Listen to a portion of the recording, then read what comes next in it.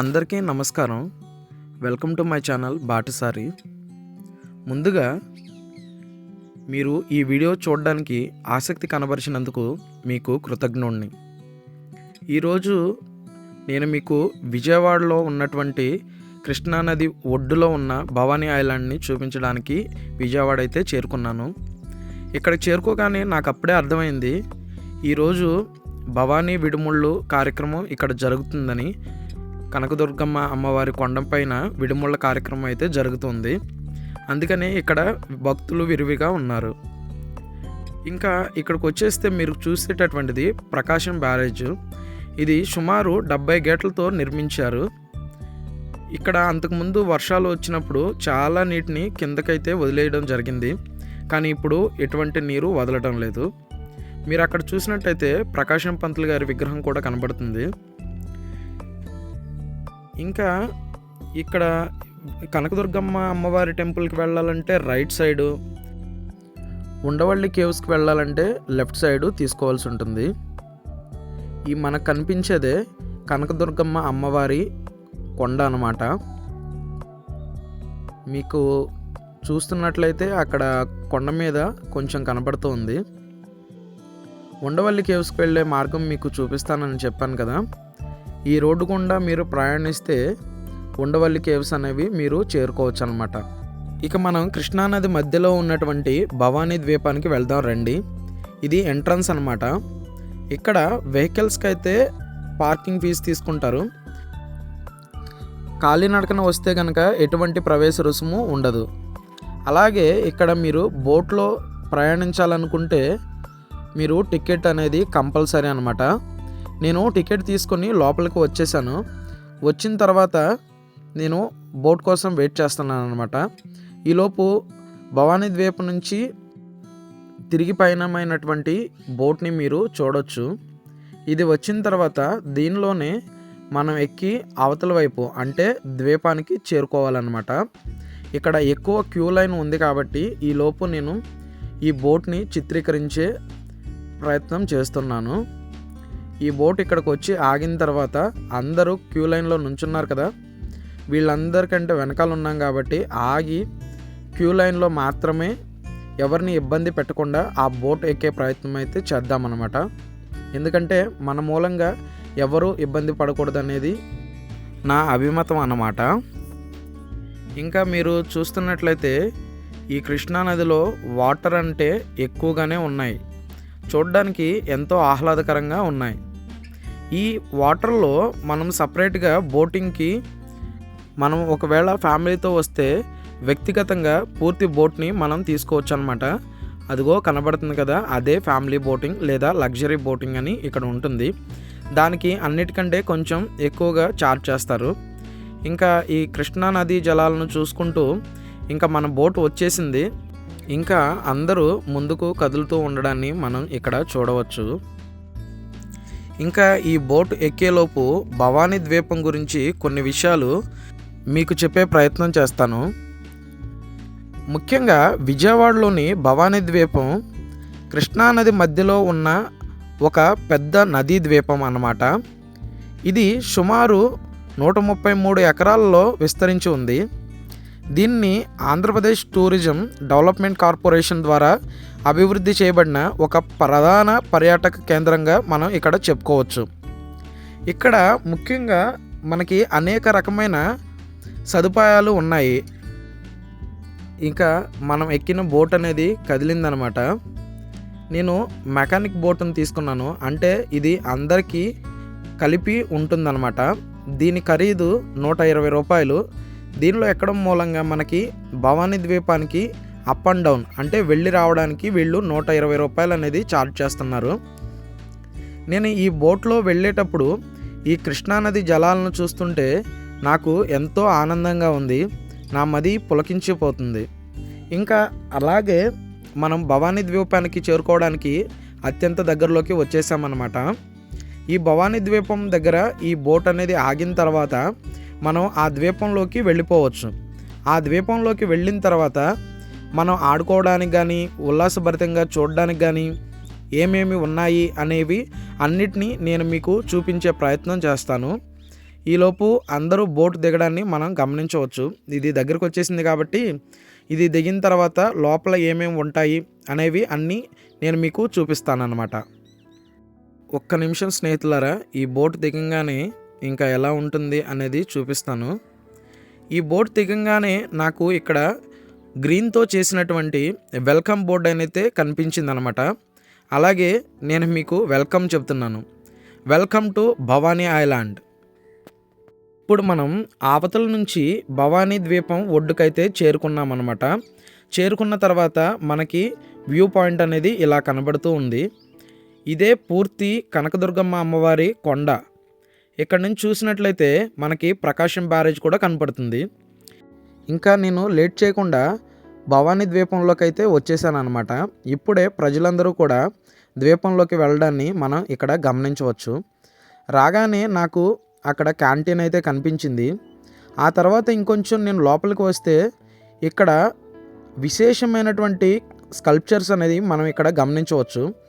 ముఖ్యంగా ఈ చేతిలో మొక్కం మొలవడం అనేది ఎంతో అద్భుతంగా ఉంది.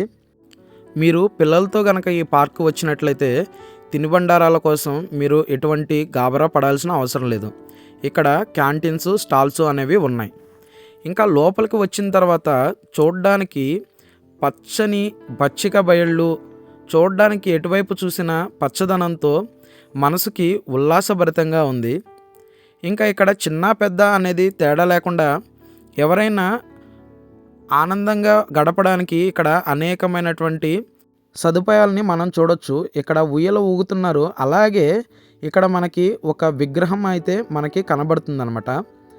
దయచేసి ఆ విగ్రహాలని చేతులతో ముట్టుకోవద్దు.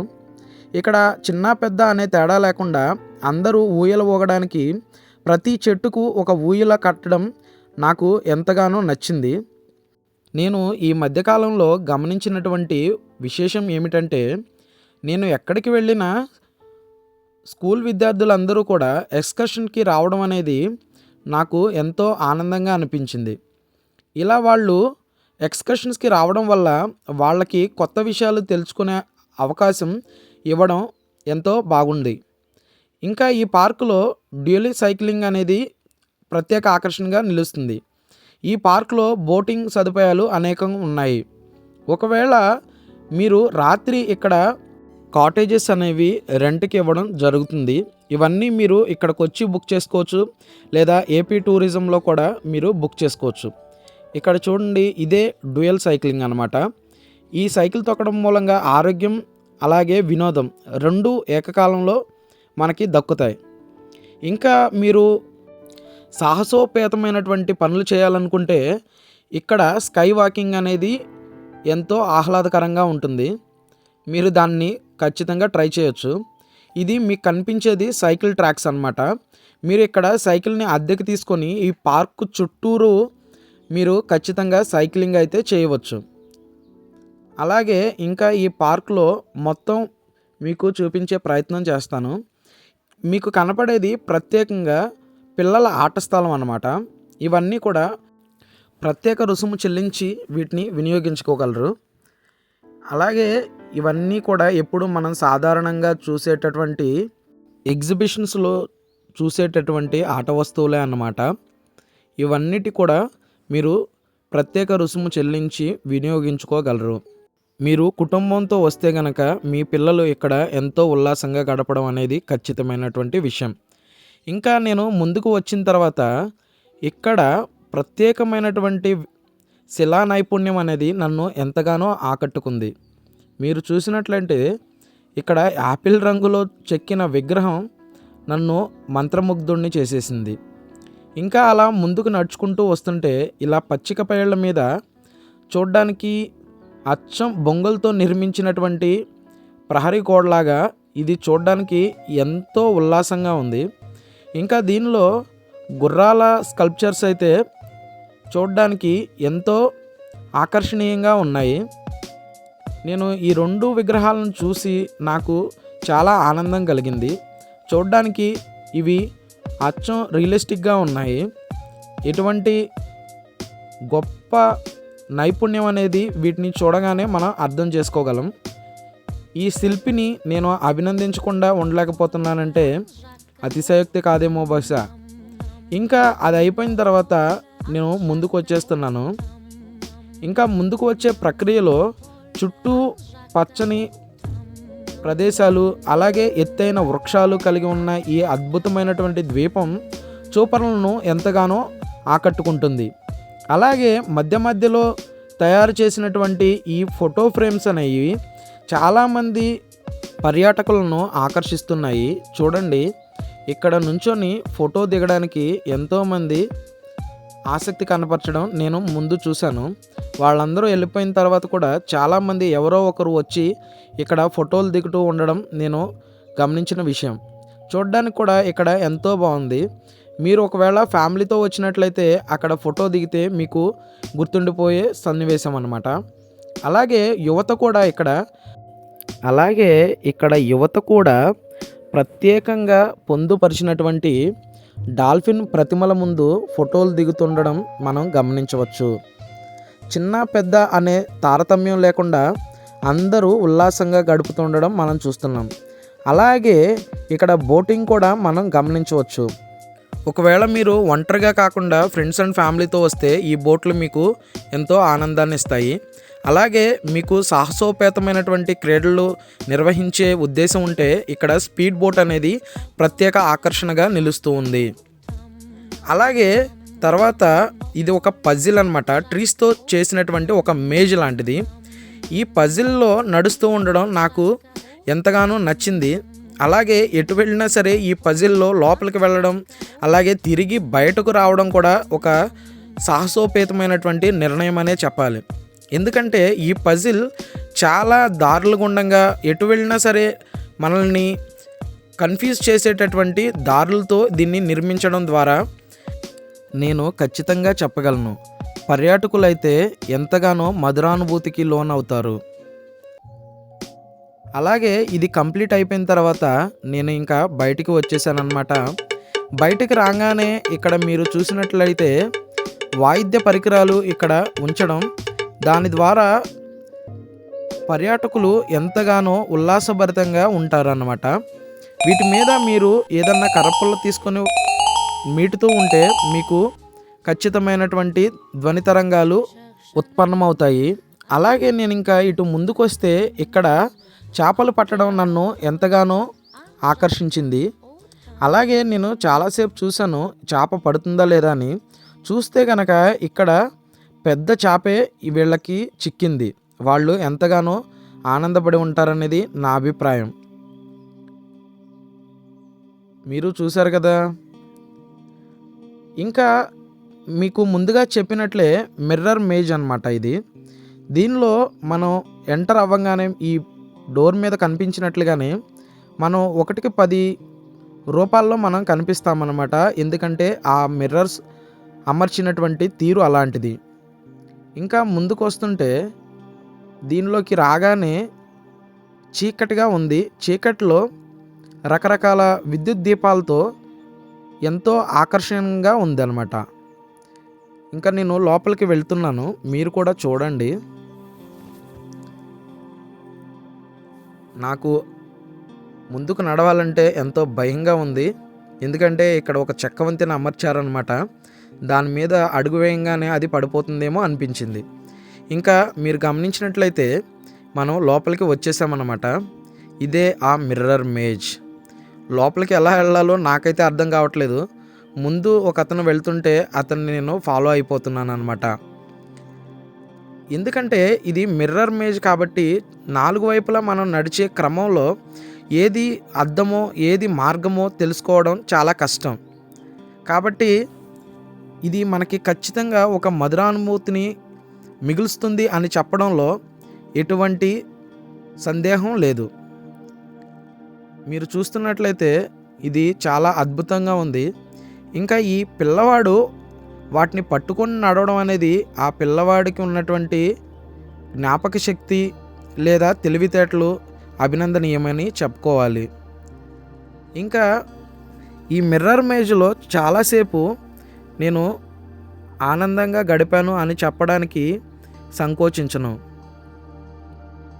ఇంకా ఇది అయిపోయి తిరుగు ప్రయాణం మనం అయిపోయినట్టే దాదాపు. ఎందుకంటే ఏ మార్గం గుండా వచ్చామో అవే లైట్లు, అవే మార్గం కాబట్టి ఇది కంప్లీట్ అయిపోయిందని నా అభిప్రాయం. ఇంకా ముందుకు వెళ్తే మనం ఇంకా ఎగ్జిట్ అవ్వాల్సిందే. ఇది మిర్రర్ మేజ్ అయిపోయిందనమాట. దీనిలోకి మనం ఎంటర్ అవ్వాలంటే అక్కడ ప్రతి ఒక్కరికి 60 రూపాయలు టికెట్ ధర నిర్ణయించడం మనం గమనించగలం. అక్కడ ప్రత్యేకంగా 60 రూపాయలు తీసుకుని దాని లోపలికి వెళ్ళొచ్చు. ఇంకా అయిపోయిన తర్వాత దాదాపు పార్క్ మొత్తం చూడడం అయిపోయింది. ఇంకా నేను చీకటి కూడా పడిపోతుండడంతో బోటు ఎక్కడానికి వచ్చేసామన్నమాట. ఇంతకుముందు వచ్చింది బోటు కంటే ఇది వేరేగా ఉంది. ఇది డబల్ డెక్కర్ బోట్ లాగా కనిపిస్తుంది. ఇంకా మీరు చూసినట్లయితే బోట్ ఎక్కిన తర్వాత సిట్టింగ్ ఆర్డర్ అనేది ఇలా ఉంటుందన్నమాట. ప్రజలందరూ కూడా ఈ బోట్లో ఉండడం, వాళ్ళు ఆనందంగా గడపడం చూస్తుంటే వాళ్ళు ఎంతగానో ఆనందించారనేది తేటతెల్లం అవుతున్నటువంటి విషయం.